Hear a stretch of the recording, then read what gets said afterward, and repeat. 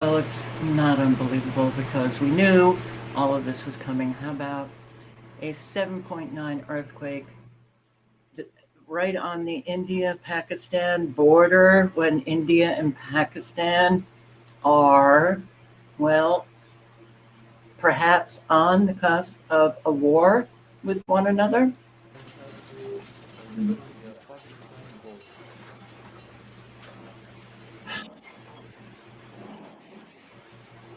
and see if I can uncover the real impact it had on people living there.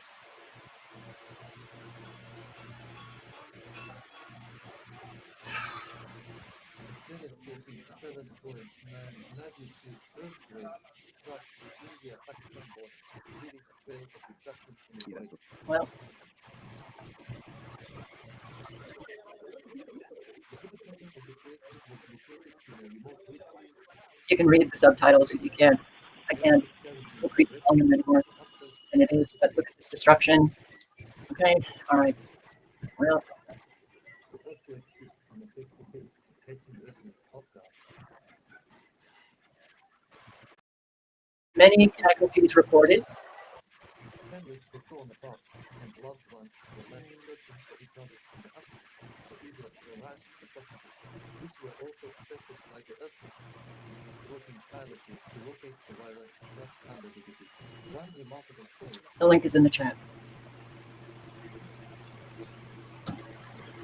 And Spain and Portugal blackout blamed on solar power dependency.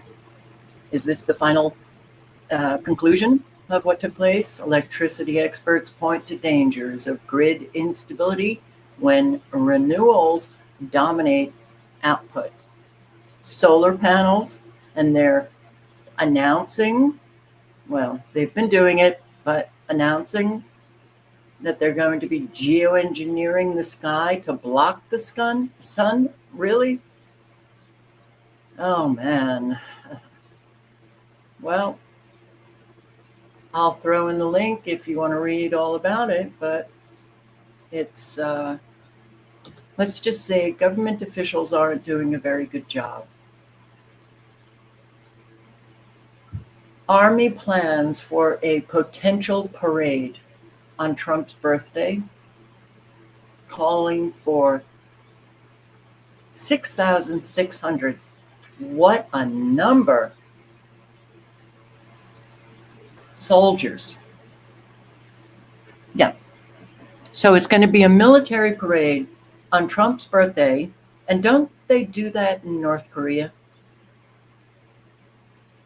6,600 soldiers, at least 150 vehicles, 50 helicopters, 7 bands, and thousands of civilians.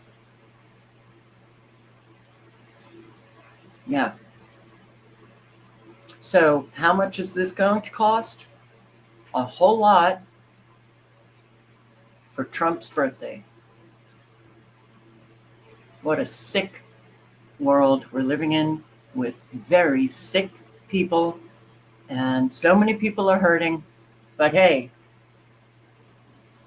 this is going to cost, I'd say, you know, high millions, perhaps billion. All right, this is Hustle Beach. The link is in the chat. Just going to play a few minutes.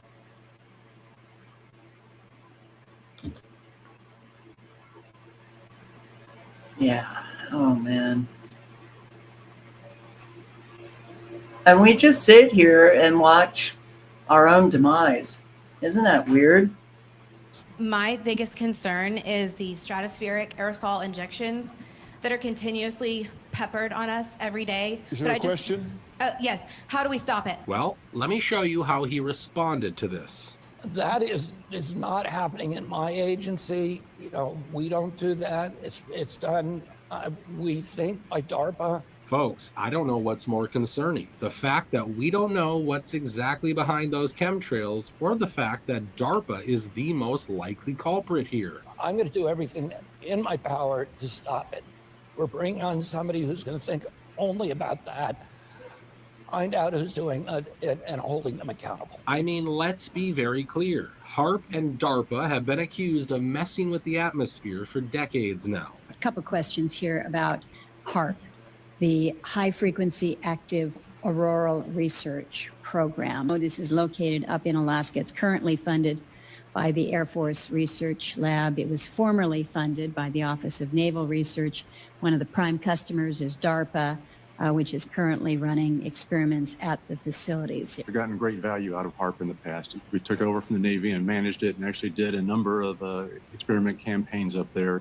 Moving on to other ways of managing the ionosphere, which the HAARP was really designed to do, was to inject energy into the ionosphere to be able to actually control it. We also know the U.S. Army has been pushing for this kind of weather modification since the 1960s. Told the Associated Press that the American government has created weather tampering techniques.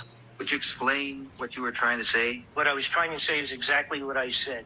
There is weather control techniques. We have a complete package on that, which I did not bring, but I certainly will see to it that it is brought in for the record. Number one, the entire patents on the equipment. Number two, Senator Claiborne Pell's complete statement and story of his own that not only does it exist, but that we even utilized it as far back as the Vietnam War. When if somebody had told me that that equipment even existed 10 years ago, I would have thought they were nuts, sir. But this might be the first time a member of the ruling administration has straight up come out and blamed DARPA for spraying unknown chemicals into our skies. If you think that's not something to be excited about, you just don't understand how rarely something like this happens. And RFK Jr. seems to be in the mood to confirm every single so-called conspiracy theory out there. While he said that HHS isn't spraying our skies, he blamed his own department for another very horrible crime. We have ended HHS as the role as the vector, the principal vector in this country for child trafficking. And during the Biden administration, HHS became a collaborator in child trafficking and for sex and for slavery. And we have ended that, and we're very aggressively going out and trying to find these children. 300,000 children that were lost by the Biden administration. Has anybody been arrested? RFK Jr., anybody been arrested? You've cleaned up your agency for child trafficking? I haven't heard anybody being arrested. Okay, every agency, well, I shouldn't say every, but a whole lot of agencies are involved. We are the number one human trafficking country in the world. DARPA, I mean, there are so many players with the geoengineering that is taking place. So it's not just DARPA, not anymore. Major U.S. airport on red alert as passenger is diagnosed with the world's most infectious disease, the measles.